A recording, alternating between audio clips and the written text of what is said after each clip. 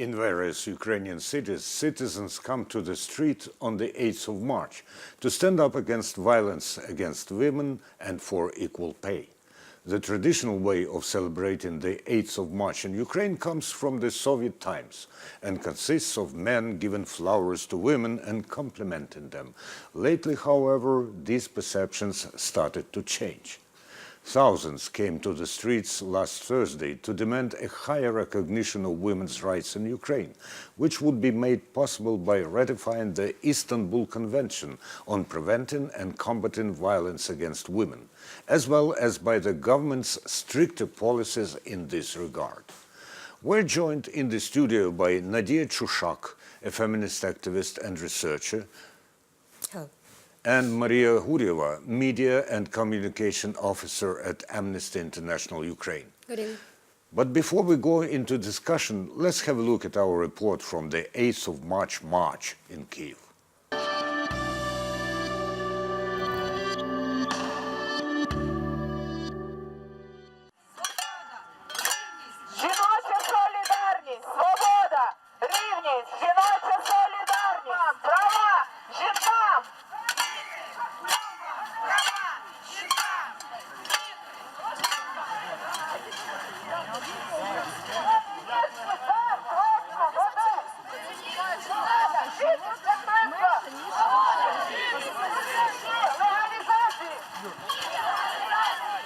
What made you come to this march today? In my opinion, every woman is equal to everyone around her. And in order for something to change, we need to start doing something. The statistics is horrible in this regard, because as far as I remember, 191 people died at war in 2017, while 600 women died from domestic violence. This is such a high number that I can't even get my head around it.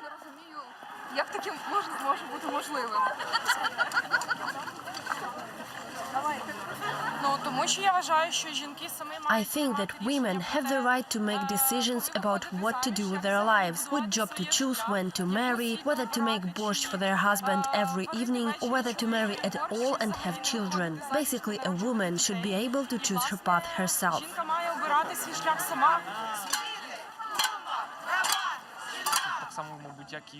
Probably like everyone else here, I came to demand the ratification of the Istanbul Convention and a state policy which will regard women's rights as highly as men's. And not just on paper. If 100 years ago or 120 years ago women didn't come to the streets and men didn't support these movements, we would have a much worse situation than we have today.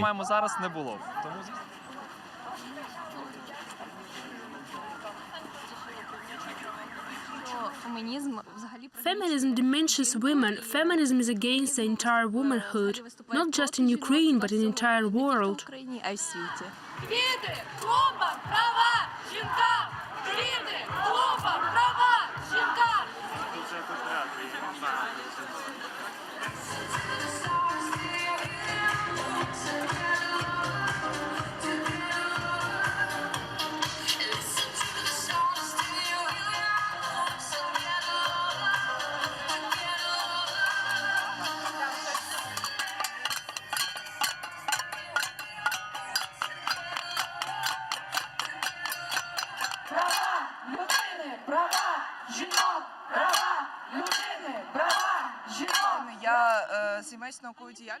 I specialize in science. Back when I was at school and now that I'm at university, I've been taking part in various Olympiad exams, conferences. And whenever I got through to national and international levels, I was told that you understand that you are a girl and it's not a place for you. So it was always that I was the only girl participating.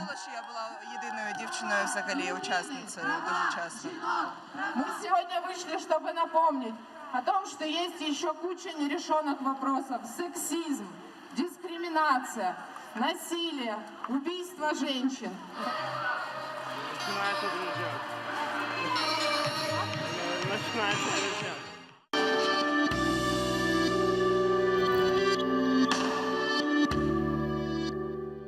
Maria, you were there. What came unnoticed by our journalist. So basically, as you see, the march was against violence against women, one of the main points of march that was against violence. And what we saw during the march was that violence itself towards the women participated in the march. Unfortunately, there were many cases of attacks at participants, male as well as female, different groups of radical men and women attacking participants. For instance, several participants were badly injured actually during these marches. For instance, in Uzhgorod, our activist, she was splashed with paint into his face, and she received her eyes badly burned by chemical burn. Another activist, a male activist who participated in the march in Lviv, he got skull fracture later that day. So the same were some attacks at marches in Kyiv where people also were injured.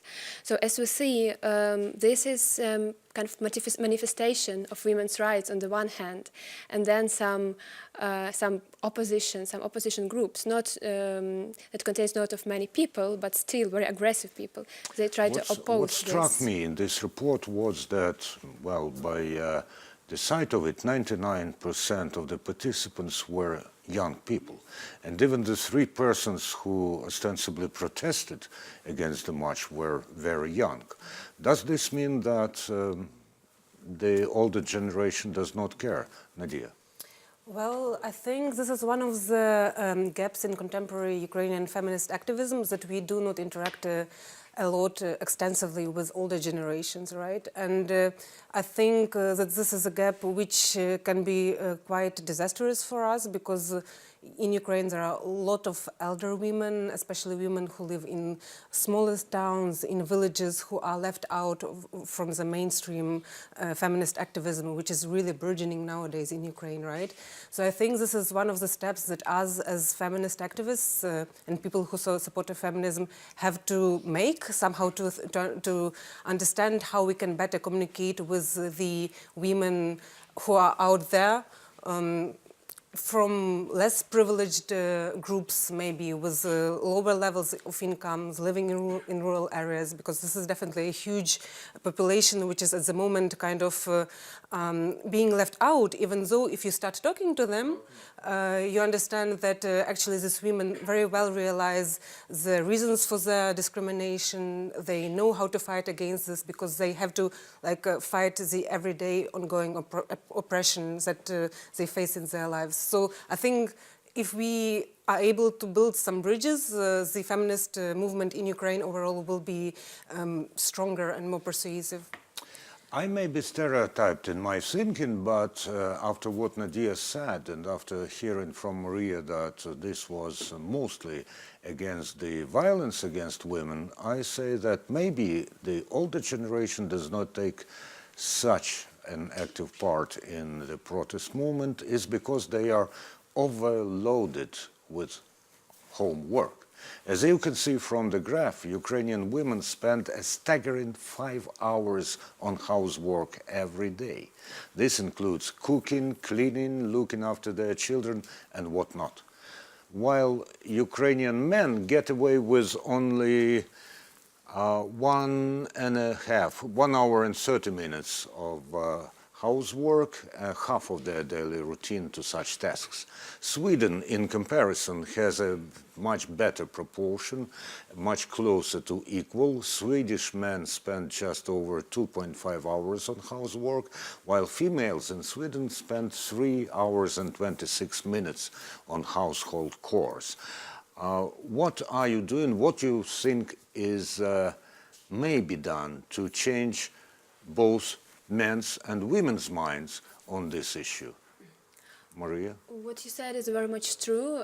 Older people are indeed much overloaded with their everyday life, with their work, with their families. And it comes not only to feminist movement, not only women's rights movement, but to activism in general. For instance, Amnesty International, we are an activism organization, so we constantly work with activists on the ground. And most of our activists, they are young people, kind of very idealistic, with lots of energy, lots of effort to change the world. And it's very important for us to keep this. But it is indeed very important to involve older people with this. Nadiya, what's your take on why, well, there are so few activists? Where is the gap between the activists who are not afraid also to come out to the streets, and the rest of the people who may be sympathizing, but still not ready to join you on the streets? Well, to begin with, I don't think that the number of activists is that small, right? If you look at what was happening in Ukraine this year, we had marches in many cities, not only in Kyiv, but also in Kherson, in Kharkiv. So Maria also mentioned all of these instances. So I think the feminist movement is really growing, and numbers are not as small as our opponents like to say, that these are just a few crazy women unsatisfied with their lives, right? But I think if we want to talk why there are not many people joining the movement, women and men, I think we have to understand that we currently work in a situation when there is a strong rise in right-wing conservatism, and they really promote patriarchal values, and they have a lot of space in media, in our social sphere. So the other side is really dominating the discussion right now. And if you look, for instance, at what is happening with ratification of Istanbul Convention, right? So mainly the most voiceful and the most influential people are now who are against it, like Council of Churches, who influence Ukrainian MPs not to vote for the ratification of convention. So I think if we talk about how to empower more people to join the movement, one of the first things we have to remember, and this is something that is not often discussed, is that we currently work in the atmosphere when the right-wing attitudes are on the rise. So one of the first things we have to do is to think how we can fight against it. And after we somehow manage to negotiate, or not negotiate, but overcome this obstacle, I think that more people would be eager to join the feminist movement as such. I think that's one of the things. Before we go to an adjacent topic, since you have mentioned the MPs, my question is, what's the correlation between the feminist movement and the interfactional group, the Equality of Opportunities in the Ukrainian parliament, which unites women MPs? Well, I think that there is some relation, and this is actually, it's good to see that there are finally MPs in parliament who stand for these important issues of freedoms and respect for gender rights, and not only female rights, but also LGBT plus rights, right? So there is a small group within the parliament who actually stand up for these values, and this Do they join you on the streets?